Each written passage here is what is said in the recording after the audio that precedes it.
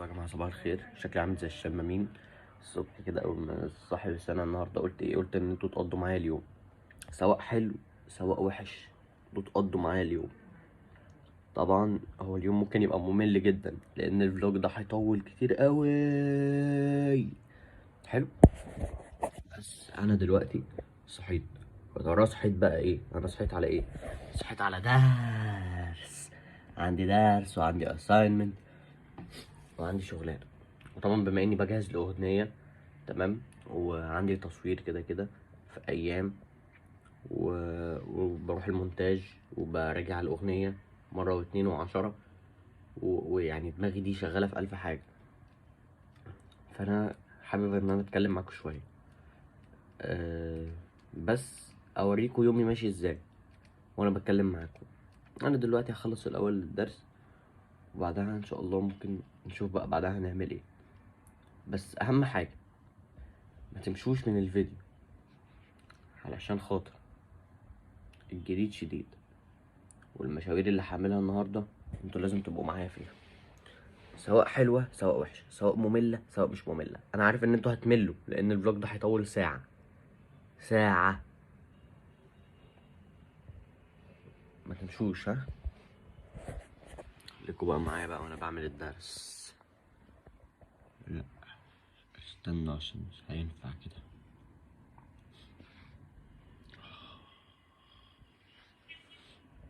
والله العظيم انا زهقتلكوا، والله العظيم، بس هنعمل ايه طيب؟ اكل العيش بقى. طيب احنا كده يا جماعه بقالنا دقيقتين تقريبا، منهم دقيقه سكوت او انا ما عملتش اي حاجه. هنجيلكوا دلوقتي. هرجع تاني، هرجع من تاني انا بيجي بدو. وهنا في حد عايز يركز اوريهولكوا ولا انتوا مش عايزين تشوفوه؟ ده الحد اللي عايز يركز ويقول لي انه النبي عايز يركز، عشان هو كده مش عارف يركز. بس انا زي ما قلت ان انتوا كلكم النهارده هتشاركوني يومي،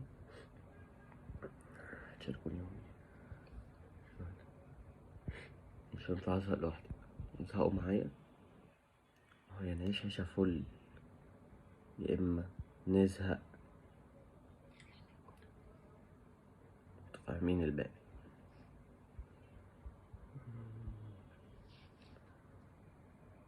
دلوقتي هقوم اعمل حاجة اكلها كده خفيفة، عشان ايه؟ لزوم القعدة يعني، انت عشان معرفش اقعد من غير ما ايه اكل. دخلت المطبخ دلوقتي والكاتل الحمد لله فيه مية لأول مرة. دايما بلاقيه فاضي يعني وكده، بضطر ان انا احط فيه مية. ودلوقتي العيش بيسخن، تمام. كده بحب ايه ارجع لكل حاجة في نفس الوقت. العيش سخن، حطينا العيش هنا كده لحد ما نطلع الجبنة، والكاتل ايه الكاتل شغال. استنوا بقى يا جماعة عشان احنا بنعمل فطار دلوقتي. لا الجبنة دي شكلها كده، شكلها مش ولا بد يعني. اوبا، ده في حلاوة. دي حلاوة دي، بصوا، حلاوة طحنية. طب اعمل ايه؟ اعمل ايه؟ فين الجبنة؟ فين الجبنة؟ انا شخص جبناوي.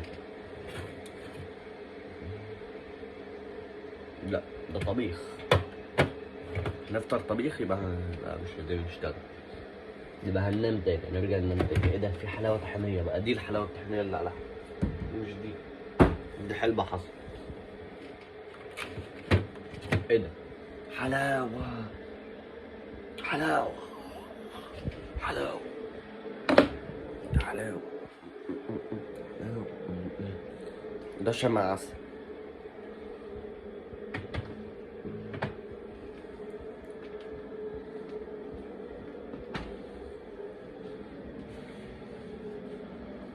طيب الكاتل اهو خلاص بيخلص. نجيب الكوباية زي ما انتم شايفين كده.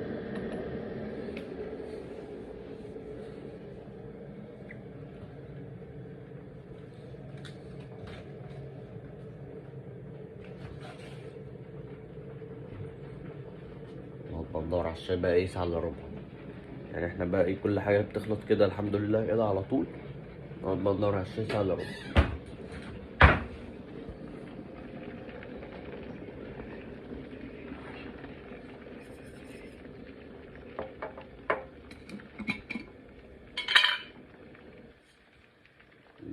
ده سكر بالتقريب كده، دول 3 معالق ولا 4 معالق زي ما انا بشرب.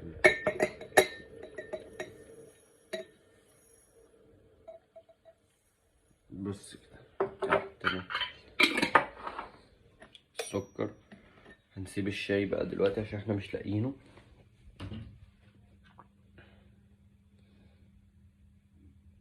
ايه ده يا جماعة والله العظيم؟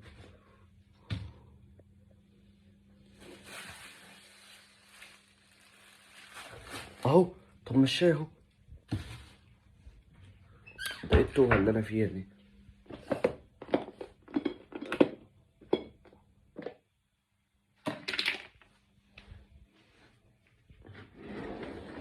انا بطول قوي يا جماعة، معلش. انا بعمل ايه يعني؟ انا فطار و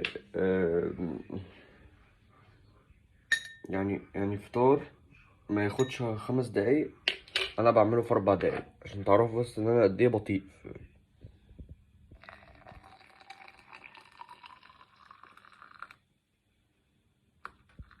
نصب لنا الميه، نصب اللبن.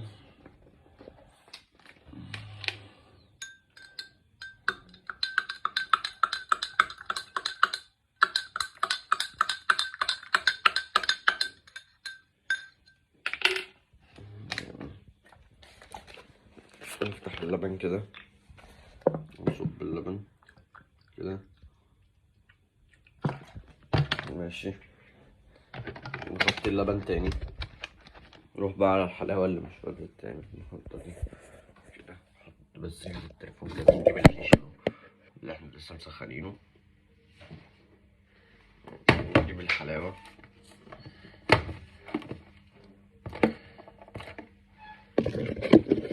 الفرحة اللي مش هتتم بسهولة.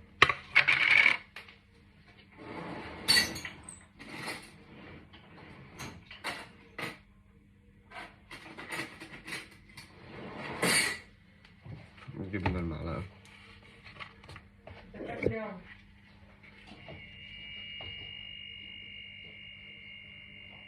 بيشمنا قبل ما ناكل.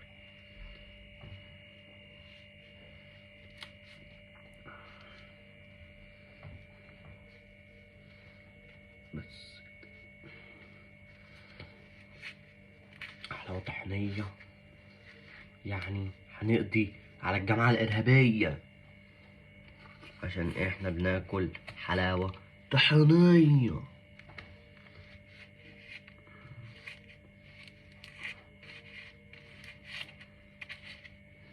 والله العظيم بصوا، حلاوة بتمط صح.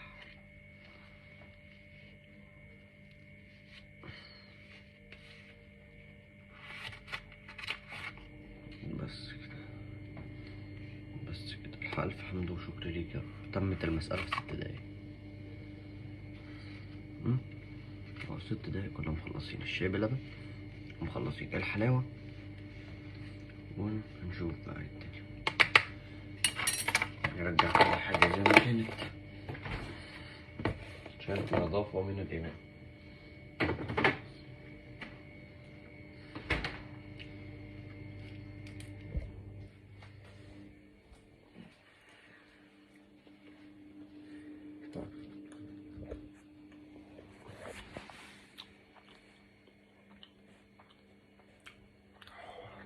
الشاي سخن.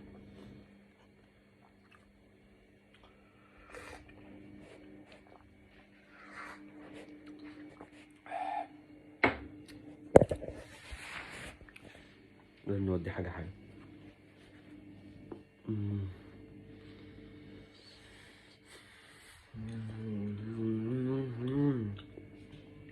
طاير عالمينا.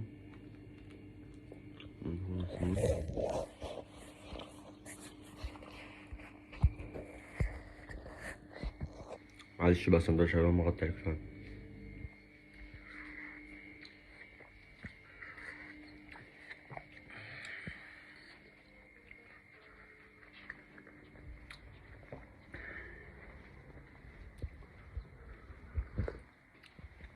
دلوقتي احنا بقى ايه، نقعد كده. ودي الأوضة بتاعتي. هاكل بقى، هاكل وارجع لكم، ولا اقول لكم خليكم معايا شويه. اللي هو يتفضلوا معاك. تفتح يا جماعه، تعالوا تعالوا والله تعالوا. في مشكله اهو فيديو بقى وخلاص، عشان محدش هيتفرج عليه كله. يا جماعه هو انتوا اللي لسه بيتفرج لحد دلوقتي حط كومنت، ها.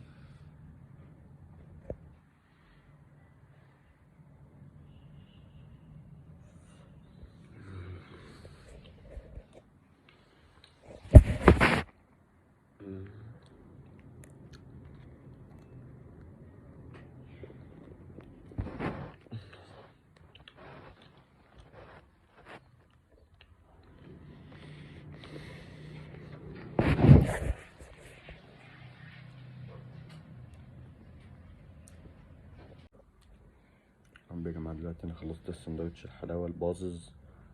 دلوقتي بشرب شاي بلبن. نلعب نعمل فطار النهارده.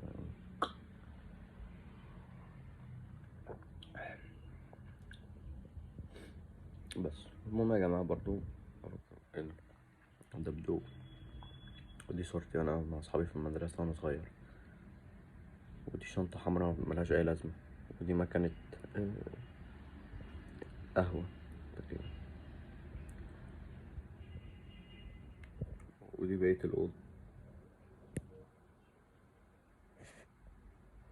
وانا رجعت لكم تاني هاخد بق من الشاي بلبن، وبعدين نرجع نكمل كلامنا. استنى ناخد بق كمان. بقى يا جدعان، المهم بقى ان اغنية اسمي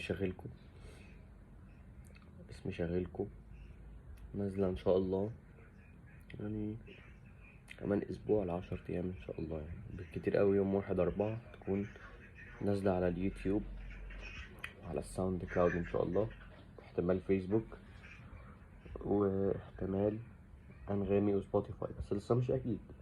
انغامي وسبوتيفاي لسه مش اكيد، بس هو هتبقى موجود على اليوتيوب كميوزك فيديو، هتبقى موجود على الفيسبوك برضو كميوزك فيديو، وهتبقى موجود على الانستجرام كميوزك فيديو بعدها بشويه حلوين، وهتبقى موجوده ان شاء الله على الساوند كلاود. ناخد بق شاي عشان نعرف نركز في اللي بنقوله. المهم بقى يا جدعان، ايه قصه الاغنيه دي؟ الاغنيه دي انا قعدت بعملها، يعني بنعملها انا والفريق العمل اللي اشتغل عليها كله. طبعا كل الشكر وكل التقدير ليهم كلهم، واحد واحد. بنشتغل عليها بقالنا دلوقتي شهر. النهارده يبقى كده بقالي، يعني لا بكره يبقى كده بقالي شهر. حلو. احنا بقى عملنا ايه؟ جبنا الكلمات في 5 6 ايام، واخترت البيت. هو البيت كان جاهز فانا اخترته من ضمن البيتات اللي اتعرضت عليا، واخدت البيت. طبعا ساعدني في كتابة الكلمات سليم اسود، و و كنا في الاستوديو وقاعدين كده، ومرة واحدة لقينا نفسنا بنسجل. حاجة لذيذة. يا جماعة دلوقتي أنا خلصت السندوتش الحلاوة البازز. دلوقتي بشرب شاي بلبن. نلعب نعمل فطار النهاردة.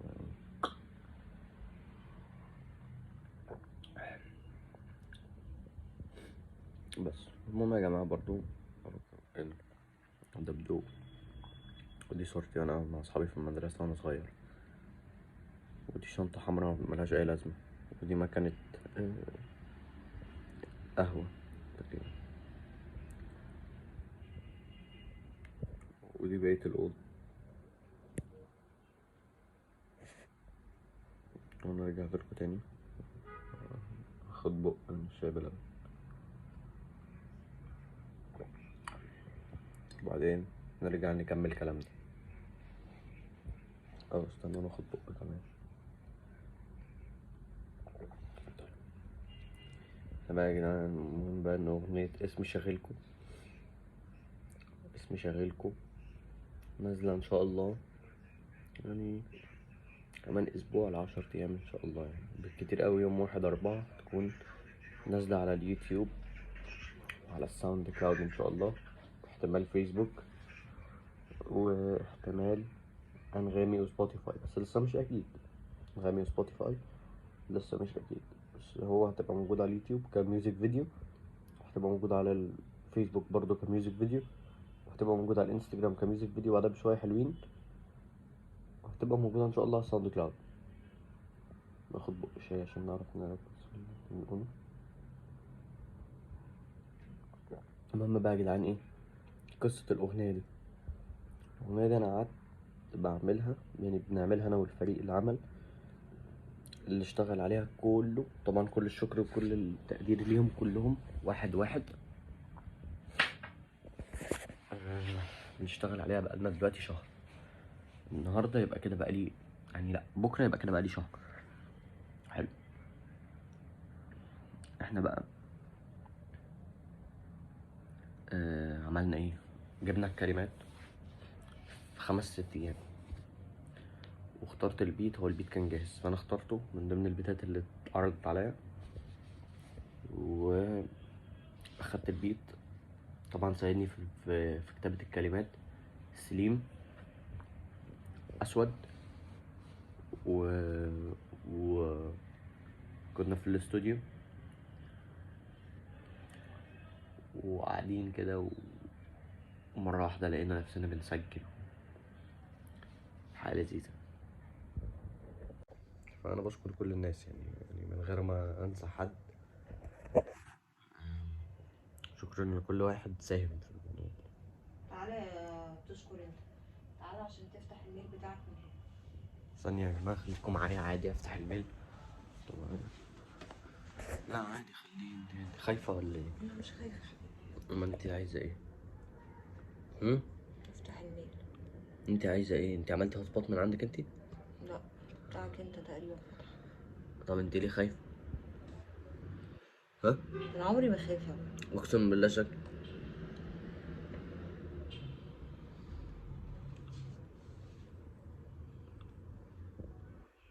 يا لهوي الباسورد نسيته.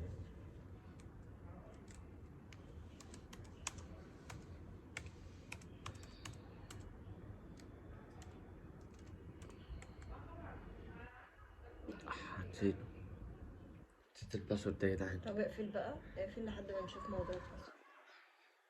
استنى يا جدعان. اهو استني نجرب كده.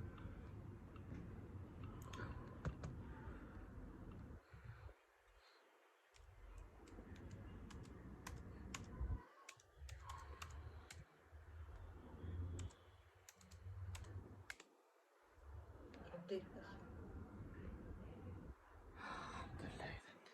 الحمد لله يا جدعان لقيت الباسورد. مستقبلي ما ضاعش. بس بعد ما تقفلي الفايل سميه جود كوبي او سميه الفاينل كوبي، وتأكدي ان الويب شير 2 موجود. الويب شير 2 موجود؟ ها؟ ما يرضي الله وبأمان. انا ما جيتش جنبه اصلا، عملت منه كوبي قفلته. لحسن يكون موجود.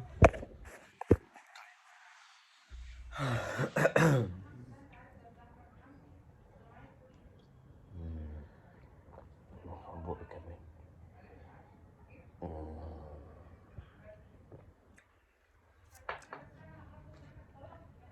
انا محتاج المساعدة منكم يا ناس، عشان انتو الاساس والباقي شنط واكياس. فكك يلا من شغل الهبل، انت وقعت مع ابن البلد، ولا بالصوت ولا بالعدد، رايح وابلع ريقك يلا. لو هتخيب هديك بالقلي، انت ضعيف قوي بالنسبة لي. استنى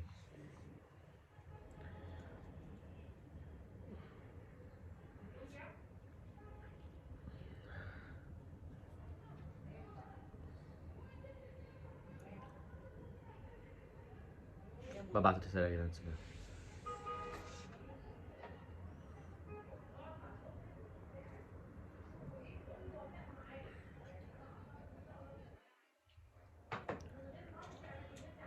اريح وابلع ريقك يلا لو هتغيبك. طب ثانية يا جدعان عشان هتقال لي حاجة سر دلوقتي لازم اسمعها وارجع لكم تاني على طول. دي الأغنية اللي أنا هديها لكم قبل الكليب.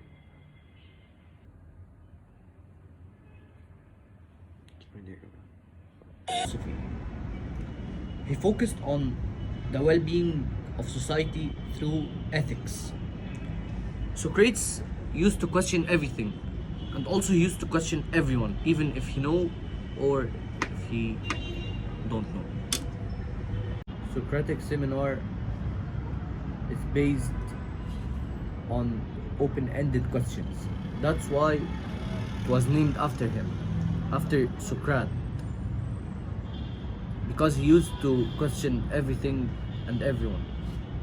Socratic seminar is applicable when students are learning about ethics.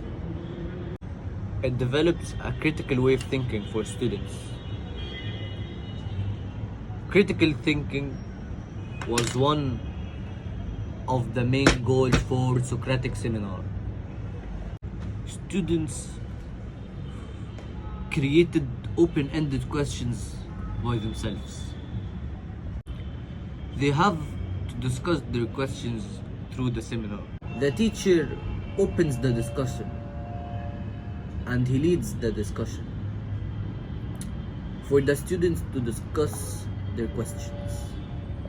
The discussion has to be equal between all the classmates and everyone has to say his opinion. They also have to use persuasive way of speaking, and also they have to respect each other's opinion. During the discussion, every student should defend his opinions, but with a respectable way. During the discussion, students have to clarify and elaborate their opinions. Questioning everything makes the students think about what's surrounding them. Critical thinking was a modern way in learning, but it was invented by Socrates. It's easy if the teacher gives the students the answers for the questions, but making them thinking on their own is a better way of learning. Socrates used to question everything because in his days they didn't have enough information like we have nowadays. But that doesn't mean that we can't use critical thinking in our way of learning, because it makes us think in a better way and develop more opinions. The most important thing in this discussion is that students must remain in this discussion or in the discussion about the topic itself. I prefer the Socratic seminars way of learning because it makes me listen to my classmates and like gather more information from them through the discussion with asking questions and listening to many opinions, and that also make me like have more opinions, and that's the whole point, that like it develops our critical thinking nowadays, like and this way is the best, and I think all of us like are using this way in our discussions to like. وزي ما انتوا شفتوا اللي انتوا شفتوه ده كان بروجكت للمدرسة، ولان انا برضو بحاول ان انا اوفق بين كل حاجة في نفس الوقت، بحاول ان انا اوفق بين الدراسة وبين الاغنية اللي انا ان شاء الله هنزلها كمان كام يوم.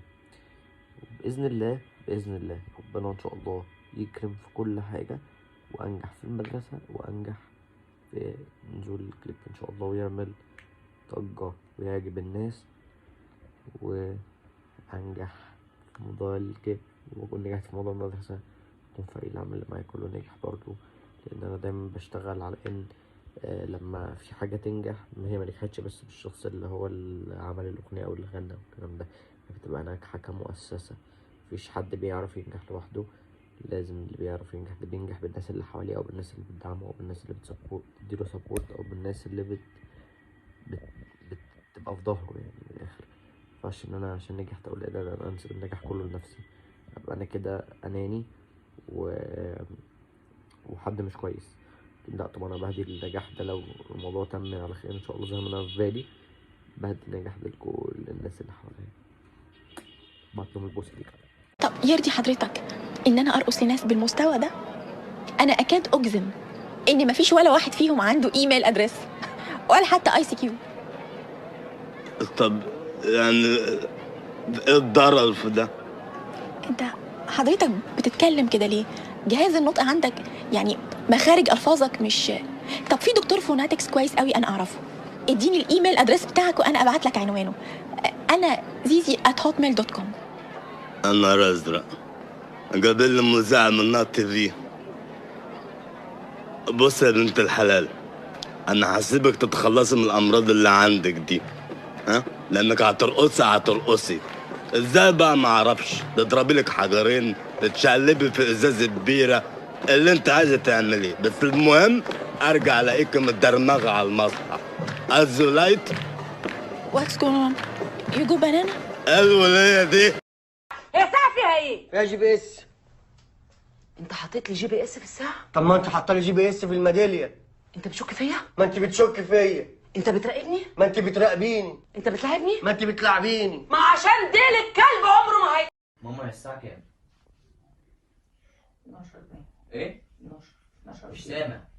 12 ودقيقتين. قوم نام يلا، قوم نام قول. قوم نام؟ ما انا هنام حاضر. بس مش قبل الكرسي كده. مش عارفة اقوم.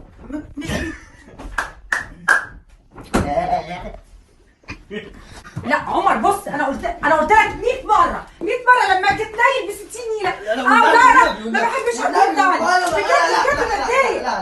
لا خلاص. ايه ده انت بتصور ايه؟ خلاص. انا عايشه مع رد. انت اهبل يلا. وانت عبيط انت كمان جنينه حيوانات دي يا ربي. خلاص ايه يا خلاص اخي؟ يا ماما، خلاص بقى، خلاص يا ماما، يعني ما كانتش مقلب بسيط. بس بقى طب خلاص.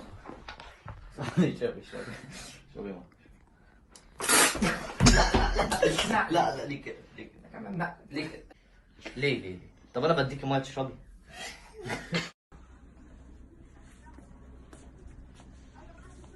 شوف كده من هنا هي مشيت كده.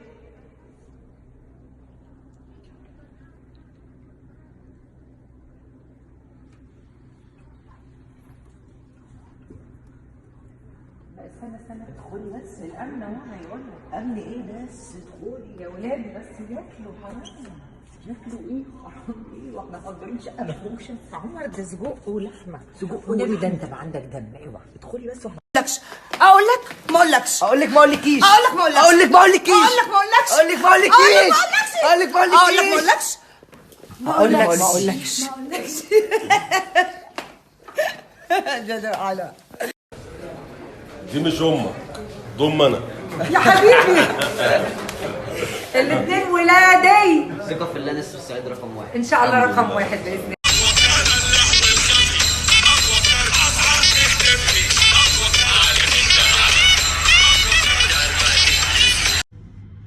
Once upon a time, there was a girl called Glinda. Glinda lived in a small village in Scotland, and she was in love with Josh until he left her. Once upon a time, there was a girl called Glinda. Glinda lived in a small village in Scotland. In this village, they believed in magic, and they started to work, like try to. Once upon a time, there was a girl called Glinda. Glinda lived in a small village in Scotland. She lived with her mother and sister, and her sister Elizabeth. صح. Once upon a time, there was a girl called Glinda. Glinda lived in a small village in Scotland with her mother and her sister Elizabeth. In this village, they believed in magic, and they thought that everything works with magic. Ignorance controlled them, and they believed that black magic can solve all their problems. Glinda lived a love story with a boy called Josh. Josh was a spoiled boy from a rich family. Josh did not care about anyone but himself. He did not care about anyone, but Josh didn't care about anyone but himself. But he loved her, but not as much as she loved him. Glinda was raised by an ignorant mom. This ignorant mom taught her daughters that nothing can be solved without the black magic. She kept going to the magician. This magician controlled people's mind with his black magic. They went to the magician for financial problems, sickness, and everything. Josh left Glinda all of a sudden, and her life was turned upside down. She loved him a lot until she couldn't handle the shock. Her lover left her. She started going to the magician in order to return her lover to her, using his black magic. Josh got back and got married to his lover, and this was the moment when Glinda thought that black magic got him back. Elizabeth was the only one of the family who did not believe in black magic. She believed that everything would happen with God's will, and because she has faith in God. She wanted to save her sister, but she couldn't. When her sister returned to Josh, her belief that everything would happen with magic increased. That was the beginning of the destruction that Josh started to notice. He noticed that his wife was obsessed with magic. He felt betrayed because he noticed that Glinda used magic in everything in their life, and she spent a lot of money in magic. Elizabeth wanted to save her sister's marriage, but all she did was in vain. She took her sister to the priest, who had a lot of talks with Glinda, but the magician have more influence on him. The magician drove Glinda to a black destiny that she couldn't do anything in her life without this magic, and this destroyed her life. Glinda was a victim of ignorance in the environment she lived in, and that led her to destroy her life. طب يا جماعة، وده برضو كان بروجكت تانية او مشروع تاني، بحاول ان انا زي ما قلت لكم اوفق بين الحاجتين، وهو ده المطلوب. انت يا عمر بتعمل ايه؟ انت بتحاول توفق بين مذاكرتك، شغلك، يعني حاجة انت عايز تعملها، حاجة هوايتك، وتعليمك. علشان طبعا برضو انا ابويا وامي اهم حاجة عندهم بالنسبة لهم ان انا اتعلم كويس، بعد كده اي حاجه انا حابب اعملها هما ده اهم حاجه عندهم. يعني هما حتى انا والدي ووالدتي على طول بيقولوا لي اتعلم كويس عشان تعرف تدير حياتك، عشان تعرف تنجح في شغلك لازم تبقى ناجح في دراستك، عشان تبقى فاهم وتبقى مثقف وتبقى عندك يعني معلومات او كده تفيدك بعد كده حتى في شغلك او تفيدك في اي حاجه. لكن مفيش اي حد جاهل او مفيش اي حد مش متعلم او كده بيعرف ان هو يدير شغله قوي او كده. فعشان كده بحاول ان انا اوفق بين الحاجتين. Poverty is how every person live. In our society, poverty is making people feel bad. Poverty is not to be ashamed of. Many countries are having many issues because of poverty. Poverty is expanding nowadays. Poverty is a main issue to all of us. If we didn't solve this issue, it's going to be worse. In poverty, countries are suffering now. Millions could die because of poverty. Government should help in get rid of poverty. Some people struggle in daily life because of poverty. We can't leave poverty issues nowadays. It could destroy us and our families. We need to figure out a solution to this problem. It has become a big issue. It makes us wipe our tears with tissues.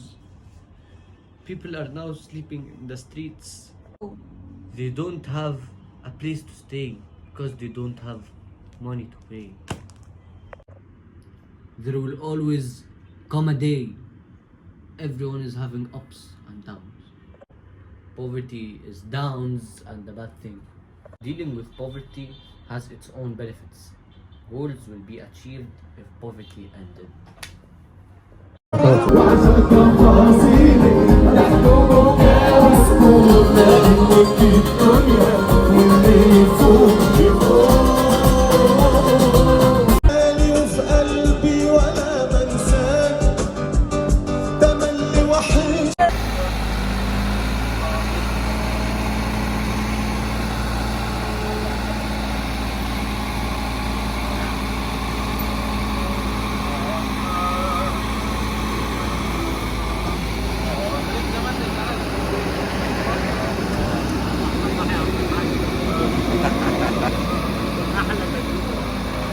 احلى ونش والله.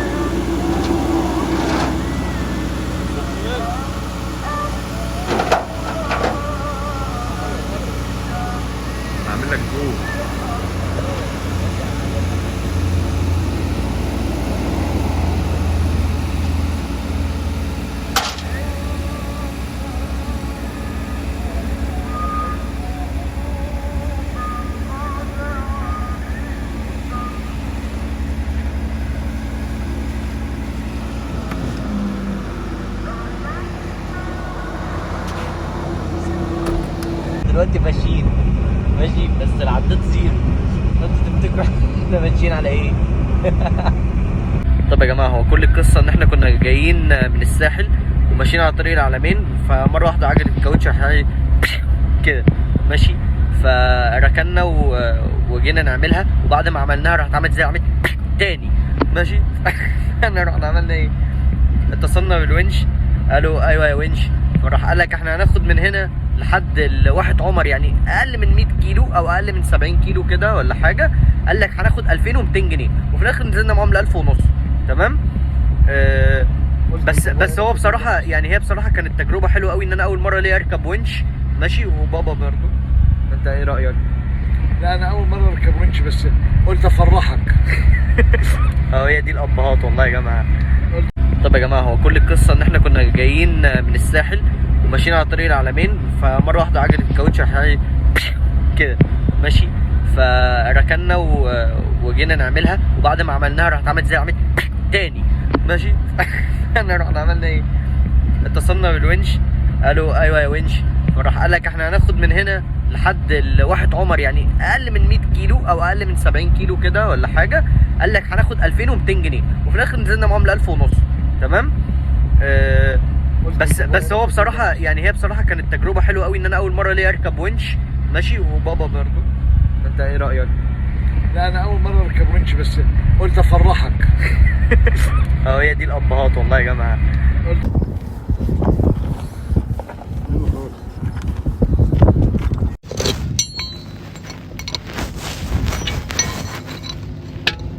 لا كويس، لا كنت خيشت.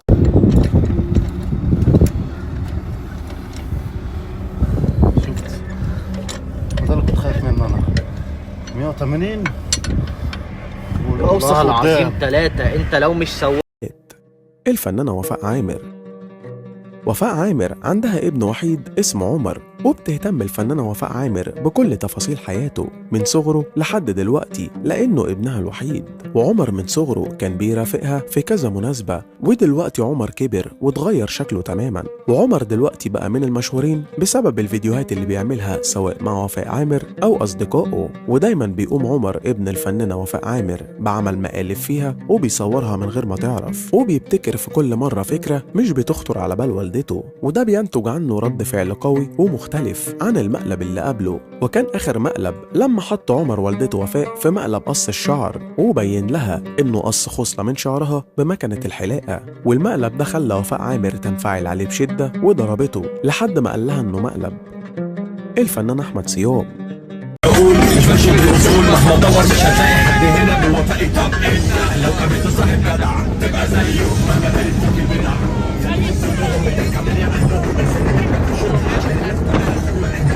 What is the nature of ambition and power?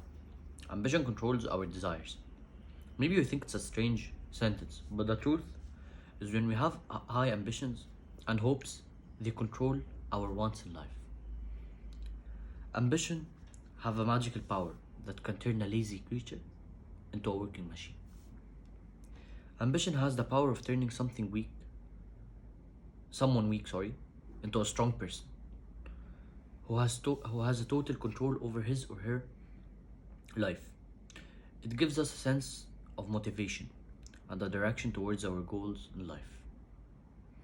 It affects our manners in a way that serve this ambition.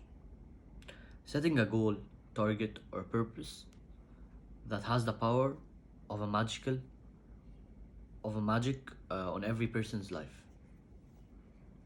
Ambition is breaking your own record or high score. So for example, if you're practicing every day and you only can do 10 push-ups, then you need to set a higher goal to your push-ups so you can improve into exercising. You raise your target and your ambition drove you to this. Ambition gives the power and power leads to success. We may pass through many hard times in life. If we lack ambition, we won't ever have the enthusiasm to rise up and reach the top again. It takes hard effort to achieve what you want in life. For me, I witnessed a story that touched me a lot and influenced my whole life. There was a guy who was raised in a very poor family. His dad was a simple worker who earns poor wage every day. The boy didn't care about the circumstances, and he had very high ambitions. As I said before, ambition has given him the power. Ambition made him work hard towards his studies, and beside that, he worked with his dad during his free time so that he can afford financing his studies. Days and years passed. They were hard but worth it. He graduated to be a doctor that brought pride to all his family. His ambition didn't stop after graduating from medical school. He kept working hard and exert effort to get some money to help his family. One day, he became a very successful doctor, earning a lot of money. There came to a moment when his hard work paid off. He bought a big house for his family and became a rich guy and a doctor with a very good reputation. In this story, I learned a lot of things. You can have all the reasons to fail, but you can choose to succeed. And the main reason that motivates a person is ambition, with its powerful nature. It can turn complete failure into a complete success. The ambitious person is the one who craves success, fame, strength. Reaching any goal, whether it's a simple or hard one, we need to be persistent. Persistence is one of the keys to success. For me, I have a big dream, and I'm taking my small steps. And I'm also filled with hope that one day I'll reach the fame and success I'm looking for. My big dream is being an actor. It seems something entertaining and fun, but the truth is that I need many workshops and baby steps that will take me to where I belong. The world of fame, the world where I'm full of hope and ambition to live in. I believe that I'm talented, and I believe in myself. Sometimes I feel down, and I feel that I'm leading a very hard way. But later on, I stand up for myself and keep dreaming and dreaming. Dreams push my buttons to work harder. It doesn't matter what's your background, age. So anyone is surely ambitious in any way. It gives the person eagerness. That's driving force for both individuals and society. We set our goals and try to achieve them by being ambitious. Sometimes trying to reach our goals is a risky process, but through this journey, we find our talents. Being ambitious visualizes, actualizes life. We need to see things deeply so that we can exactly know what we want in our life. The wish itself will not make it come true, but it helps us to be strong and underlines our ambitions to accomplish what we want. For me, it is very important to have a good friend or supportive person at your side who can push you and your ambitions as well. And ambition are sometimes misunderstood to be related to money and materialistic things. People mostly think that they have to be successful just for earning more money. And I think that's limiting outlook, or in other words, people may think that being ambitious is just being rich. We have to feel what we really want and be always satisfied with every step we take. It's a human nature, as we find little kids ambitious in doing certain jobs when they really grow up. Maybe what they want changes as time passes, but some kids stay attached to their dreams. Everything's temporary, but at a certain point in our life, we have to be certain of what we really want. It varies from one point to our lives. We have to be certain of what we really want. varies from one person to another. Some wish to travel the world, others wish to see their family settled, other people wish to live long till they reach 100, others wish to win a lottery, and some others wish to be financially secure. So what means a big dream to someone is not necessarily to be a big dream to others. You should stay far away from people who try to turn you down or bring you and your hopes down. To be an ambitious person is not an easy thing. You need to listen to yourself and not to others. You simply have to follow your dreams. You actually need to realize your dreams and keep yourself motivated. Spend most of your time with people who have a positive image or attitude. Finally, there is nothing in this world better than living for yourself and for your dreams and to be ambitious. Today I'm going to talk about the economic theory I chose, which is pain of paying.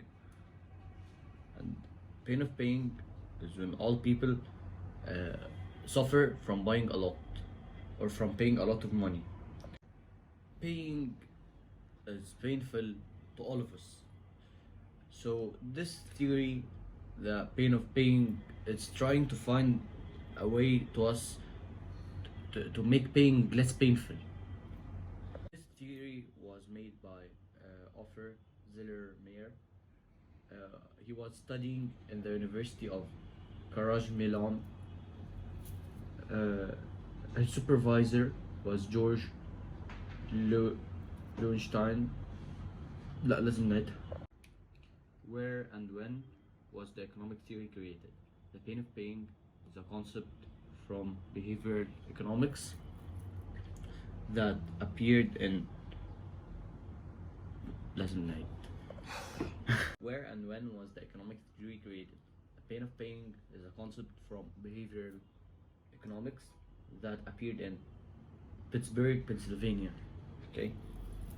In 1996, Ziller-Meyer studied a lot in the spending behaviors and tested the pain of paying in several concepts, and here the theory was created.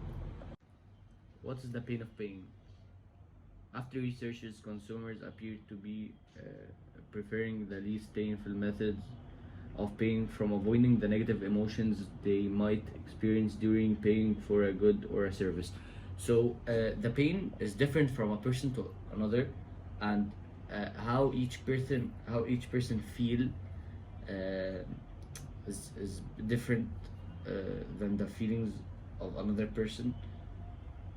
When tested, the pain of paying appeared to be different in different payment methods. So as I said, it's different from a person to another, but the majority saw that paying with credit cards is way better or less painful for them.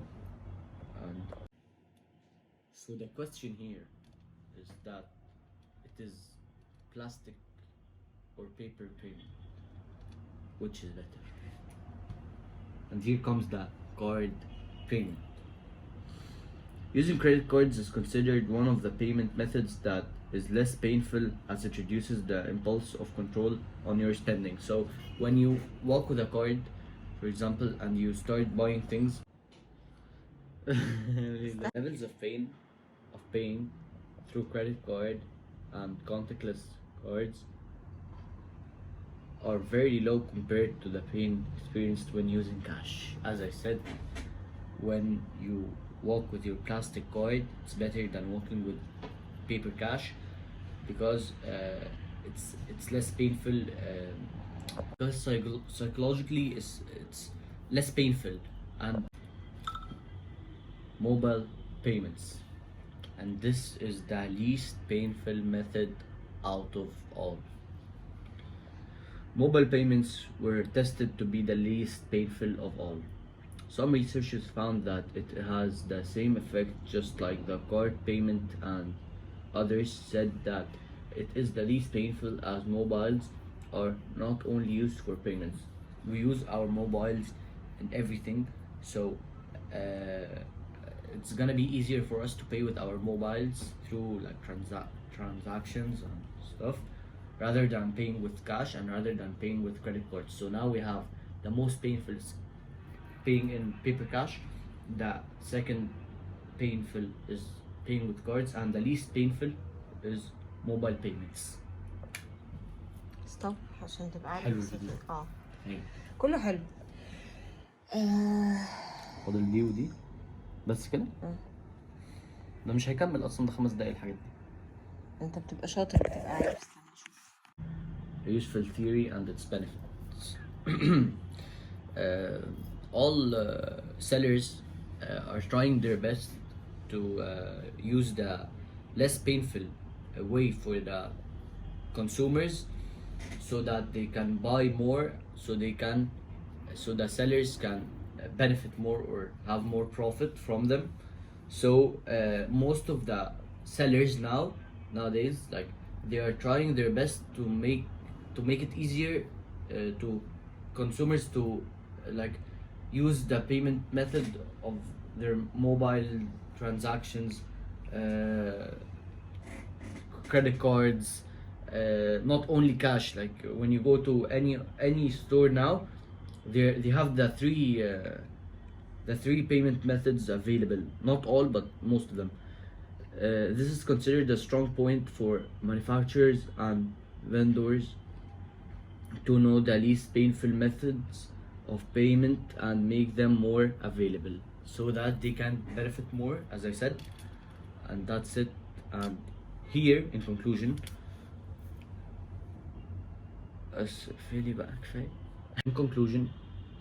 pain of paying is considered one of the behavioral economic theories that is somehow related in the psychology of the consumer. So as I said, there are 3 payment methods, and the least painful is the mobile payments, because we use our mobiles the most now, and we use technology more than we use our cards or more than we use cash and anything. So it's all about experimenting the pain that accompanies each payment method, and how should we avoid this pain to make the spending process easier. So as I said, when the seller makes the less payment method, the less painful payment method available in his store, he's gonna make more profit, because consumers are gonna buy more. This theory is criticized to be working against the consumers, as they might lose a lot of money while spending with the least pain possible. And this is the only criticism for this theory, by making people spend more money without them feeling that they're spending money. And thank you for watching, and I hope you enjoyed my presentation. Thank you.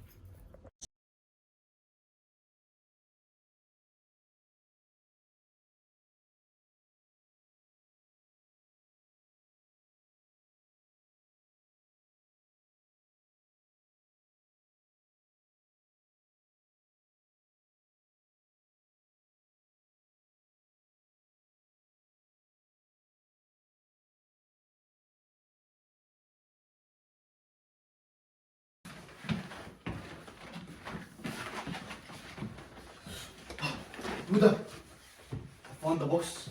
I think this is a box of tools. Let's use it to open this door. Hold it with me, it's so heavy.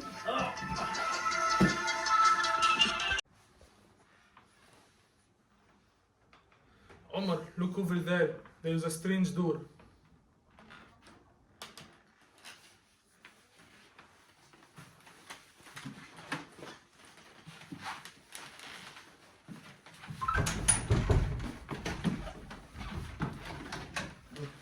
Let's go to the garden and see if there's an axe there. قرب شوية. كده كويس. Boda, Yes, bro. I don't feel good. What's wrong? I don't know. I'm acting weird. Why is that? I don't know. Aboda, Yes, bro. I don't feel good. What's wrong, man? I don't know. I feel I'm acting weird. Why is that?